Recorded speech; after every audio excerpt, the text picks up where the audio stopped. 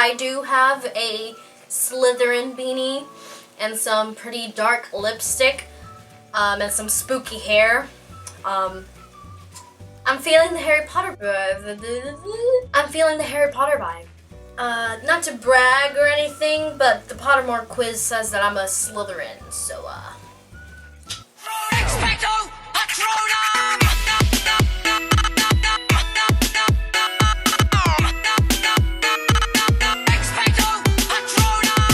Hey guys, it's Jessie here, and today's video is going to be a fun one. So, you guys remember my embarrassing stories video. If you have no idea what I'm talking about and you haven't watched it, I will put the link somewhere around here so that you can entertain yourself with that. Sorry. What was I saying? Yes! Today I will be filming a part 2 because homegirl cannot stop embarrassing herself. By the way, can we talk about my shoes? This is not sponsored. You know, just for the reason that I got them on sale at Walmart in the children's aisle. They're a size 3 in children's sizes, and I don't know why they fit me, but they do. And they're sparkly, and it fits my aesthetic. Are you recording? Good, you are. Let's get on with the embarrassment and the stories. I feel like this part of the couch will be our story time couch. It's pretty comfortable. This would be the spot where you would sit. Oh my god! It's like you're sitting in a chair in front of me at an interview. Like, oh, yes, I was young once. I mean, I'm 16, so I'm young. Not young enough to be wearing children's shoes, so I'm just gonna read my list. So my first story is... okay.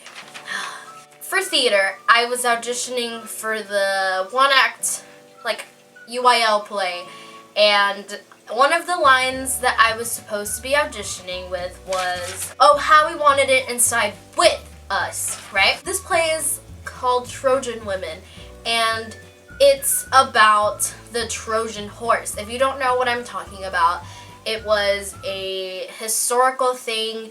I can't really remember what the war was called. They were pretending like they surrendered with a giant horse sculpture thing, and the people took that horse in because in those times it wasn't very, what was the word that I was looking for? It wasn't very unusual for the losing team to give a prize to the winning team. So that's what this town thought that was. So they took it inside of the walls and they were all celebrating, all happy, and then suddenly the horse broke open and a bunch of soldiers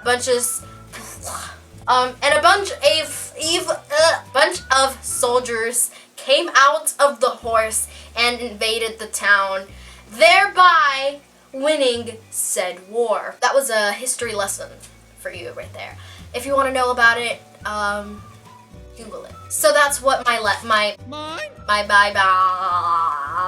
So that is what my line was trying to say. Oh, how we wanted it inside with us, because they wanted the trophy of the war inside of the walls, inside with them. Why is that important? The line that I said was, oh, how we wanted it inside of us. I said that in front of a room full of 15 to 18-year-olds, and to this day, I hate myself for that. Everyone was laughing. I would not be surprised if it shows up at the end of the year where we collect a bunch of memories throughout the year. Which brings me to my next story. Also in theater, because that's where I live. In my theater / auditorium at school, there is this box that you can open because that's where you put the cables in, you know?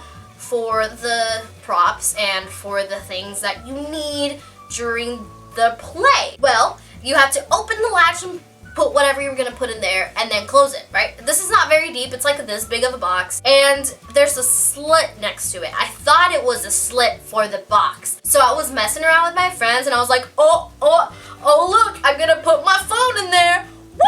Woo!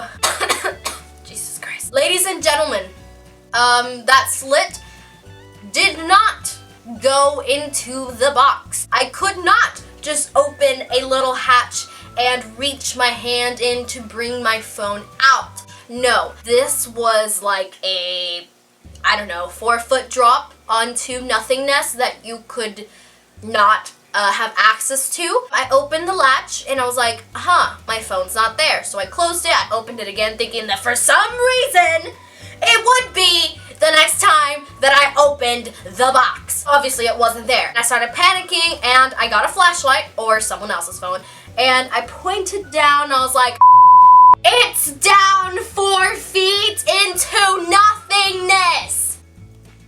This was the worst day of my life. And not because my phone was down a hole. It was because literally no one in that theater rehearsal would ever leave me alone for the rest of my high school experience about this phone incident. It was about an hour and I was on everyone's Snapchat story, and I wish that was an exaggeration, but it wasn't. We tried vacuuming that phone out through the slit. Oh wait, let me tell you what the vacuum cleaner did. The vacuum cleaner almost started a fire. How does a vacuum cleaner start a fire? We saw sparks and we were like, we're done with that. And all throughout this, my friend Jonathan was just making fun of my height. He was just like, oh, they can't get it because you're short. Thanks, Jonathan! You're such a great human being! In the end, we finally got my phone out by taping this little half pig looking thing that you apparently stick to the back of your phone. And it's like, I don't know how to call it. So we taped that to a stick, which we then lowered into the crack and then stuck it onto my phone. We brought it up, and my hands are small and dainty, so they were small enough to fit in the slot. Now I know what you're thinking. Jessie, why didn't you just reach your hand in and grab it? Because it was 4 feet down! So whenever they pulled it up to the hole, right, I put my hands in, right, and I grab it, and then they take it out, and I'm able to flip it over and take it out of the slit. Everyone cheered. Everyone cheered, probably because they were happy it was over and now they can get back to their regular lives without having to rescue my phone from a hole. This next one happened recently. As you guys know, I took a trip down to Florida to sing at Disney World. Actually, I'm gonna take this moment to ask you guys real quick, would you guys like to see my solo performances from Disney in this channel? Because if so, I can find them and post them together and post them in this channel. If not, I'll just post them separately on my singing channel, so don't you worry if you want to watch it, even if this channel doesn't really vote for it to be on this channel. You guys just comment down below if you would like it, if you wouldn't like it. If you want to check out my singing channel, the links are down in the description below. That's enough self-promotion because this is not good. So anyway, at the final song, we sang Don't Stop Believing, and this was actually a group number, so it was me and 2 other people that had mics. Okay, wait, I don't trust my camera. Is it recording? Are you recording?